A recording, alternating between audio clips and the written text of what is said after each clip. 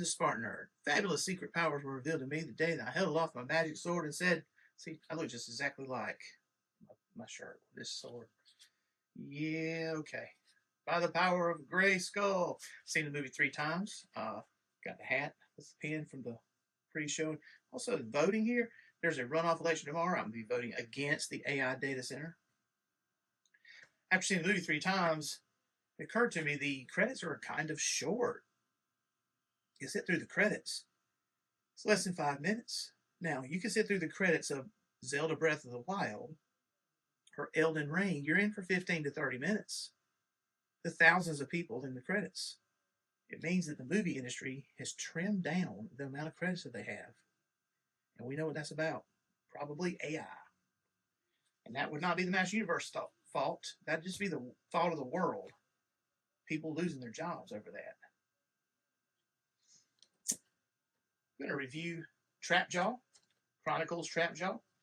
I've said before that I am really cool to these movie figures. Already has, I saw Skeletor at Target when I bought this. I could have came out with Skeletor too. I have 5 Skeletors.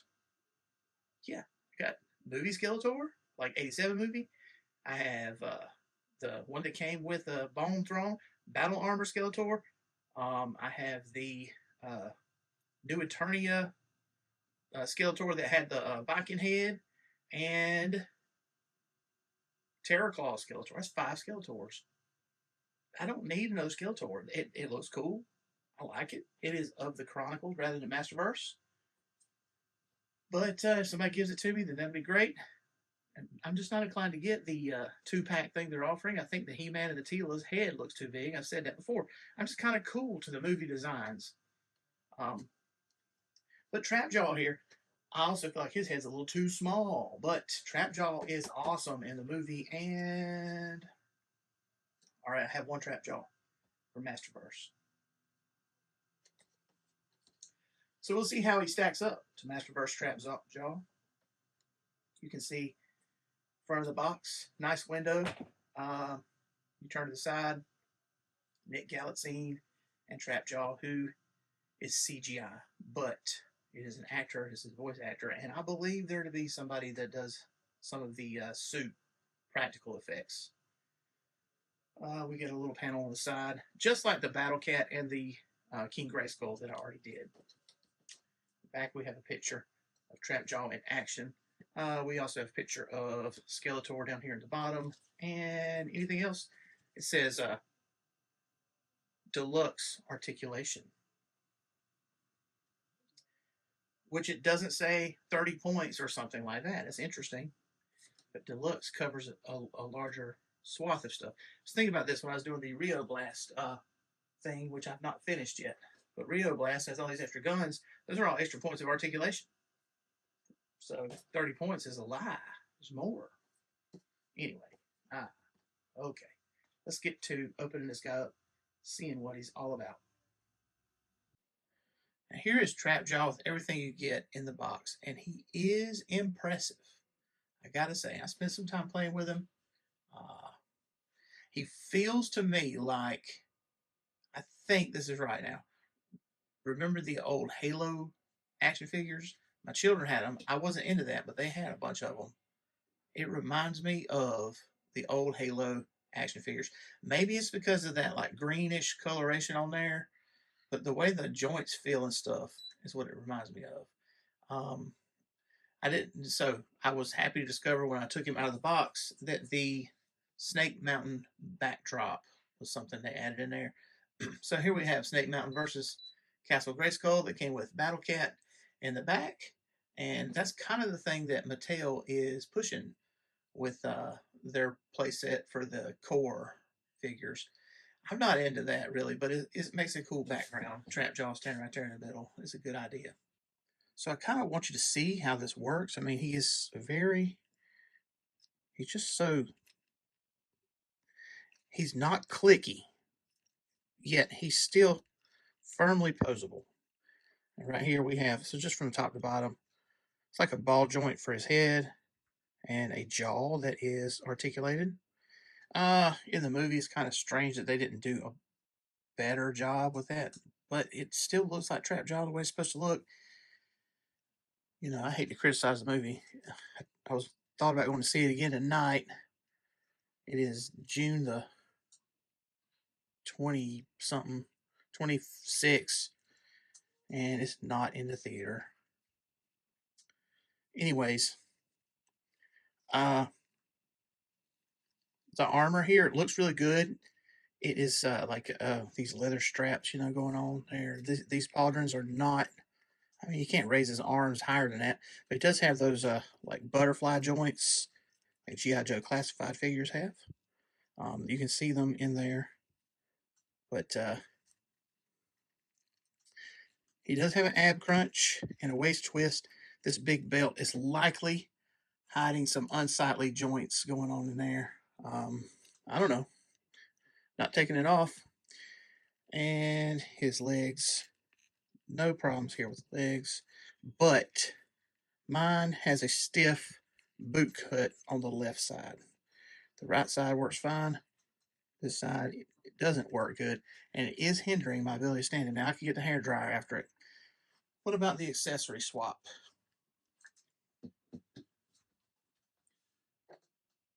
So in the movie, he uses a hook most of the time. I think it's a weird choice because Car has a hook too. This they did not use a gripper claw. So missed opportunity for the movie.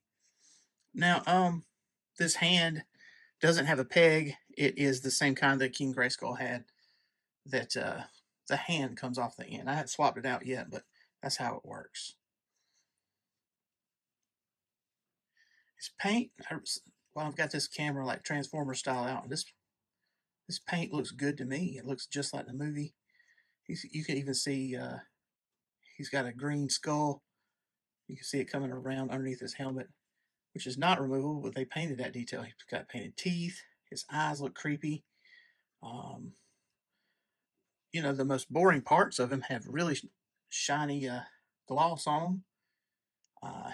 You know, he's a super interesting figure. Like I said, if I was going to get any of these, it was going to be this one because I've been, like I said, cool to the movie figures. Roboto, I'll probably definitely get Roboto, but they haven't come out with that yet. They have not come out with her yet. Ooh, spoilers. Here's a comparison of Chronicles Trapjaw with Masterverse New Eternia Trapjaw. I mean, there's a lot said about the scale of Chronicles being different than Masterverse, like slightly smaller, 6 inches instead of 7 inches. These guys are tied in tallness, as you can see with the ruler behind there. I mean, from the bottom of Masterverse's feet to the top of that loop on his head, he's exactly the same tall as Chronicles Trapjaw. There are differences, though. Some of the differences are with Masterverse Trapjaw, you have loops on the back to store his weapons. You do not get that with Chronicles Trapjaw. Also, the gun arm on Masterverse New Eternia Trapjaw is more impressive, whereas the Chronicles one is based on the movie design. Now, in the movie, it was mighty impressive too. Not sure that this is exactly a reproduction of scale to what was in the movie. So, can you swap the parts? It does not work. Does not work. The Chronicles one, you can see the hook down there. It has a plug, like a big round thing. Whereas it's more like a small, it's like a small sort of stick on the Masterverse one. Different design, so it just won't work, which also means it will not work with Roboto or with Hordak or with anybody else you'd expect it to work with. So both of these guys lost their arm and replaced it with a gun. They were so angry. So angry. So now Shockwave can say to Trapjaw, hey, you be my right hand gunner. And Trapjaw can say to Shockwave, you be my left hand gunner. Joking aside, this is one of my prized possessions, Shockwave. vintage Shockwave, and you know, it's just cool to have uh, to have a chance to find symmetry with what's going on today in the world of action figures and what was going on way back in 1980 something, 84 maybe. Here is King Grayskull reminding Cronus how he lost his hand. I just out nerded all y'all, didn't I? Did you know that Trapjaw's name is Cronus? This is canon, I think, dug up by Scott Knightley, but DC Comics ran with it. And one of the best stories was uh, Evil Lyn helping to avenge Cronus's defeat by He-Man. So that's a pretty cool story. Very adult story. It was like noir. How do you say it? So there you are. This is King Grayskull, Chronicles King Grayskull versus Chronicles Trapjaw. These are the same line, same figures, the same scale. Trapjaw is a little heftier, but he's a heftier kind of character. Here's a very action-packed picture. Ram-Man is going to save Mechaneck here because Mechaneck is swinging his neck around as a weapon, his head. But Trapjaw is going to catch it in his hand, ready to chop with his sword arm. And Ram-Man is just going to get the headbutt him before it can happen. That's the way it goes down in the SpartanNerd movie, anyway. And now it's June 28th. Next day, been making some beef jerky. Hub City Geeks, you should smell that stuff. Yellow Bird habanero sauce as a marinade turned out great when I stir fried some extra pieces. Anyways, here we have Man at Arms fighting against Trapjaw. Both of them on modern cats. So that's the Masterverse Panther and the Chronicles Battle Cat. I didn't include the helmet because I think it looks dumb. I've said that before. That is New Eternia Man at Arms with Master Universe Classics uh, Weapons Pack 2000X Blaster. Anyway, you can see a good battle going on here between Man at Arms and Trapjaw, as in the movie. However, there were only Cringer minimally in the movie, right? Maybe the SpartanNerd is asking you to imagine too much, but remember in the movie how uh, Adam transformed and then defeated Trapjaw, ripped his arm off, used the arm cannon to shoot down Skeletor's bad guys, while Roboto, Tila, and Man at Arms were hiding behind something. That's kind of what I have going here, except for I don't have Skeletor's bad guys. I've got Terror Claw Skeletor going on. Now, something I just discovered actually. That is Savage He-Man's, Revelation Savage He-Man's open hand that I have put on battle armor, New Eternian battle armor, He-Man's body. The pegs are not the same size. So I had to use blue tack to make this work. Just something to note. Also, my Tila is kit bashed. You can't hardly see her, but that is Master Universe Classics Battleground Tila with Masterverse untiara'd head.